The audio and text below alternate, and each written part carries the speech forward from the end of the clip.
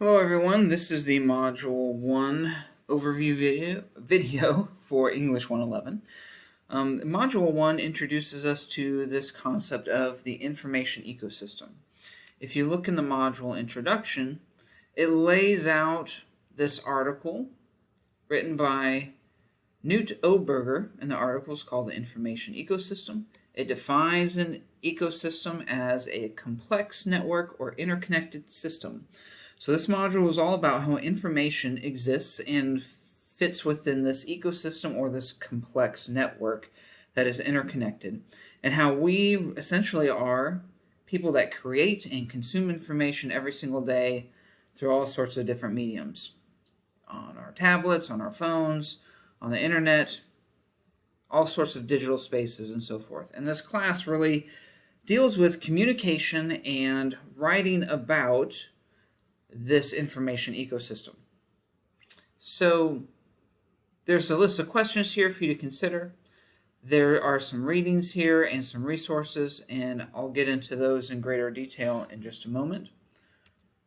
The module also contains your assignment, which is discussion 1-1, the information ecosystem.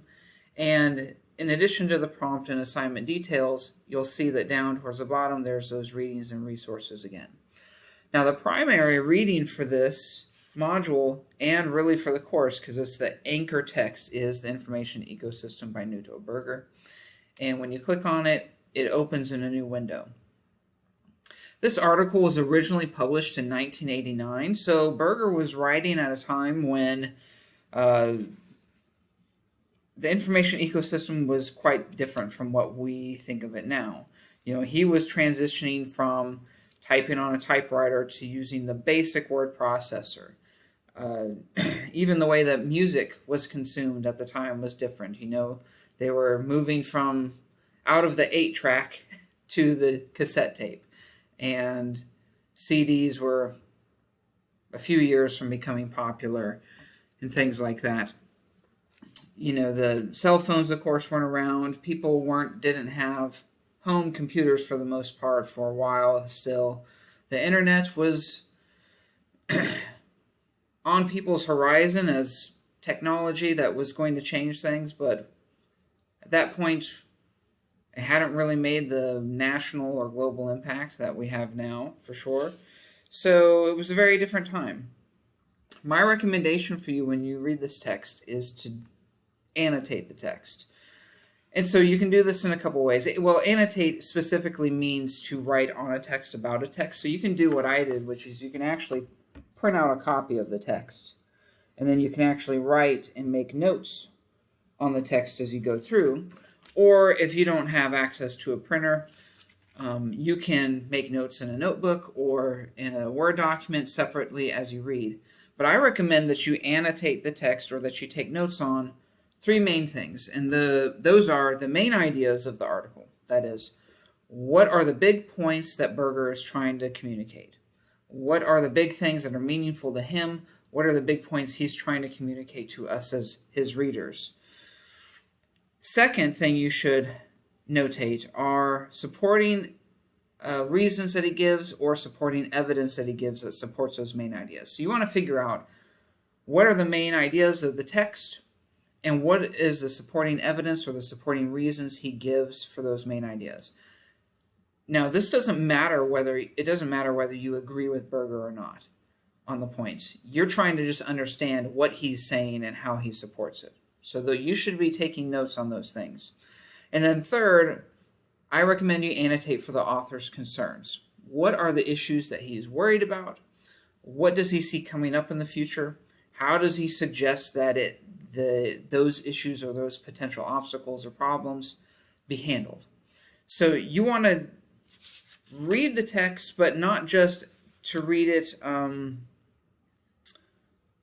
at a surface level for a surface level understanding.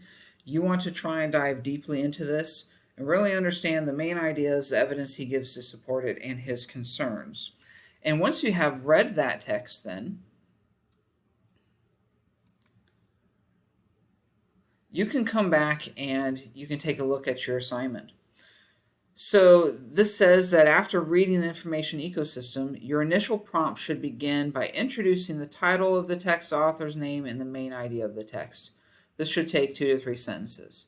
So you just want to say something like, in the information ecosystem by Newt O. Berger, the author discusses, and then summarize what you've read. You should be summarizing those main ideas, right? That's what a summary entails, are the big points. So in a couple sentences, introduce us to the text that you read, give us the name of the author and the title, and summarize those main points. And then you can work on addressing the other prompts below. Now, when you put the title in your paragraph, the title in MLA style for a long work like a novel, it would be italicized. But for a short article like this, the title goes inside quotation marks. That's why I used the scare quotes with my fingers a moment ago. So you're going to say something like, in the article, The Information Ecosystem, in quotes, by Newt O. Berger, the author discusses, and then take a couple sentences and summarize what the article's about. After that, I recommend that you write a short paragraph for each prompt. Okay? The first is about whether you agree with his assessment that we're bombarded with too much data.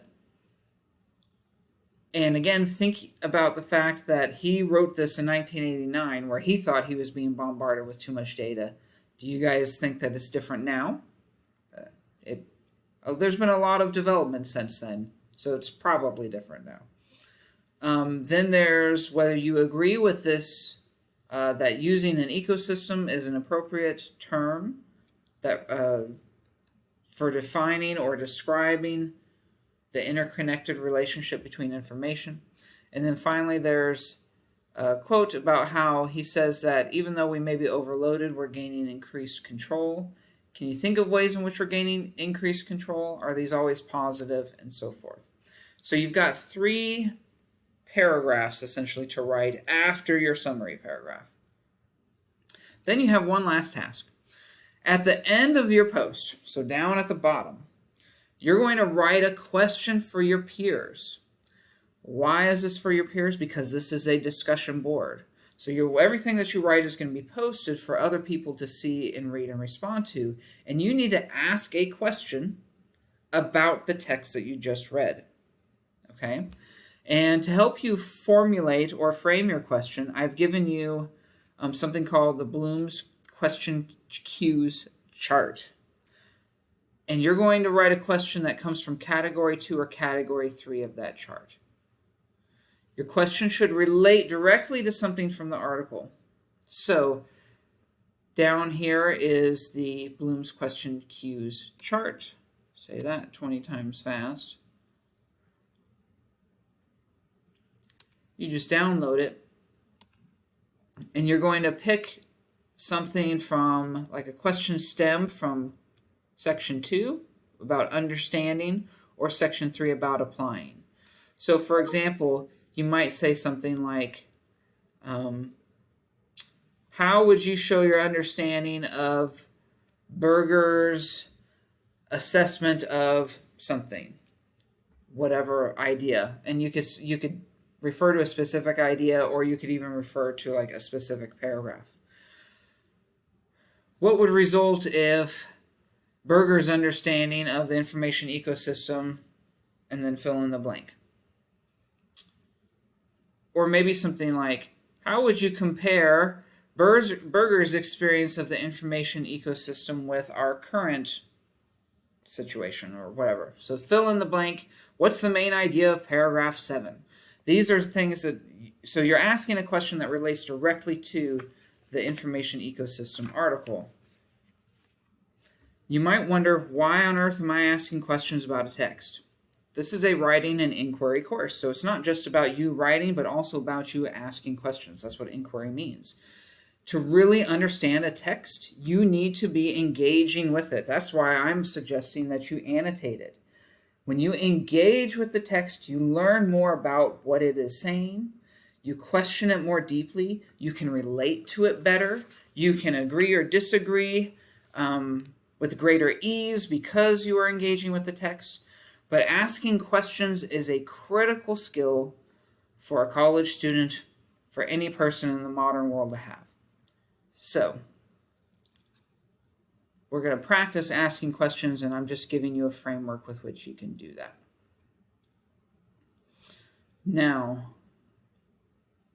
so you'll do your summary paragraph, you'll do your, your 3 prompts, and then pose your question for your peers to answer.